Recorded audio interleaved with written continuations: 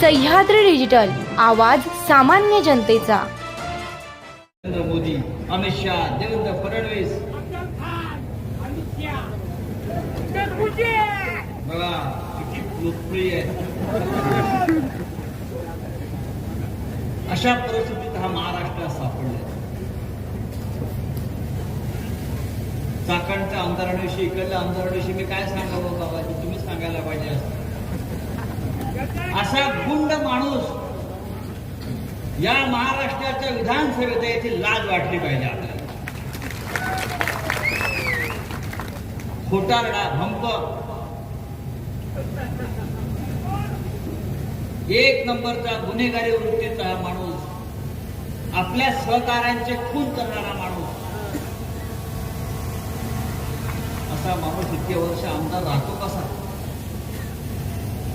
या चाकणमधून खंडणा गोळा करणारा माणूस इंडस्ट्रीमधून, अरे त्यापेक्षा या आपल्या भागातला जो शेतकरी आहे, कष्टकरी आहे, त्याच्यासाठी काम करा. आणि म्हणून आम्ही ठरवलं ही जागा पवार साहेबांच्या पक्षाची होती, पण आम्ही सगळ्यांनी ठरवलं बसून, मी पवार साहेबांना विनंती केली, साहेब आम्हाला हिशोब चुकता करायचा. मी पवार साहेबांना विनंती केली, आम्ही तुमच्या 100 गोष्टी ऐकू, पण आम्हाला हिशोब चुकता करण्याची संधी शिवसेनेला मिळावी. साहेब, या माणसानं तुमच्याशी गद्दारी केलेली आहे, या माणसानं तुमच्याशी बेईमानी केलेली आहे, तुमच्या पाठीत खंजीर खुपसलेलं आहे. आता या माणसाला, या गद्दाराला गाडण्याची संधी शिवसेनेला द्या. आमचा शब्द आहे की इथे शिवसेनेचा भगवा फडके, आपण सुद्धा बाळासाहेब ठाकरेंचे मित्र होता, ही संधी आम्हाला द्या. आणि मी आभारी आहे माननीय शरद पवार साहेबांचा, त्यांच्या सर्व सहकार्य. त्यांच्याकडे मला म्हटले, अरे आमच्याकडे उमेदवार आहेत, अतुल देशमुख आहेत,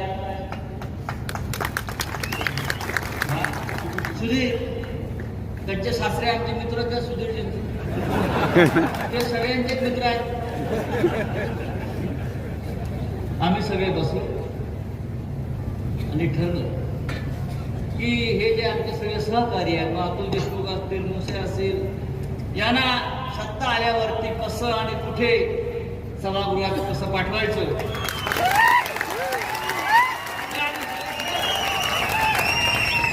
पण आम्ही एक आहोत. या गद्दाराला काढण्यासाठी, या बेईमान माणसाला, या गुन्हेगाराला काढण्यासाठी आम्ही सगळे एक आहोत. हे तुम्ही आज व्यासपीठावरती पाहता. खूप मोठ्या संख्येने महिला वर्ग उपस्थित आहे, मला कौतुक आहे.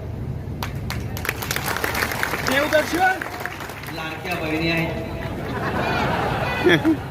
आम्हाला आताच कळलं, महाराष्ट्रातल्या लाखो बहिणींना आता आपण लाडकं म्हटलं पाहिजे.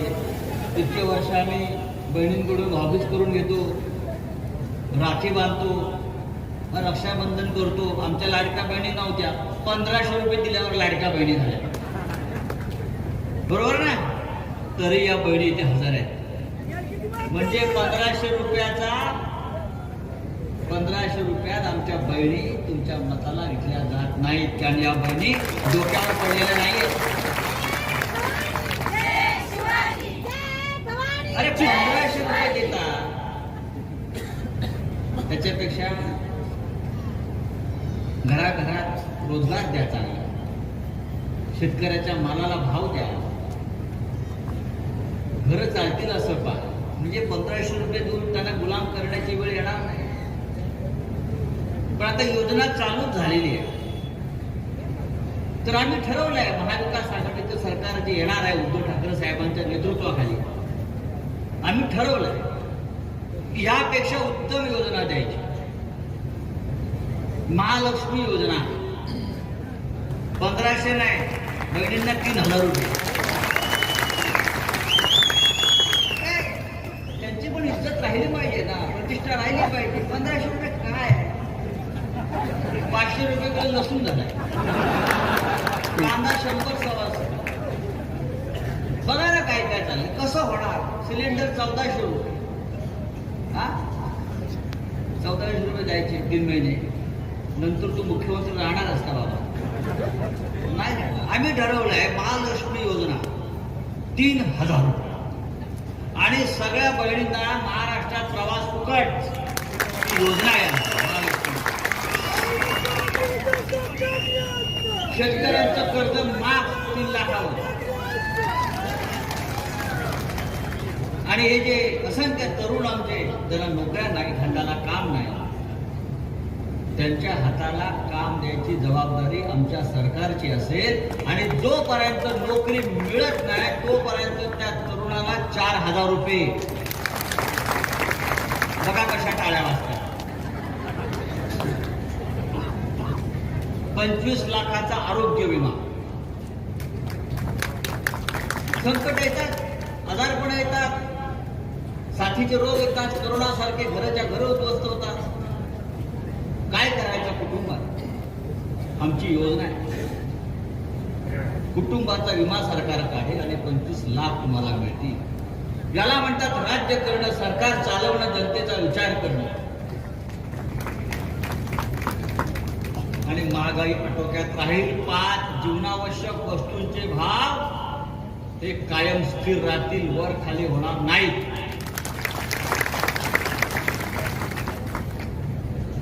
विकासावर बोला ना. या राज्यामधले सरकार विकासावर बोलतंय. एकनाथ शिंदे विकासावर बोलतोय, फडणवीस विकासावर बोलतोय, अजित पवार विकासावर बोलतोय. काकाच्याच मागे लागलाय अजित पवार. अरे ज्या काकाने तुला वाढवलं, मोठा केलं,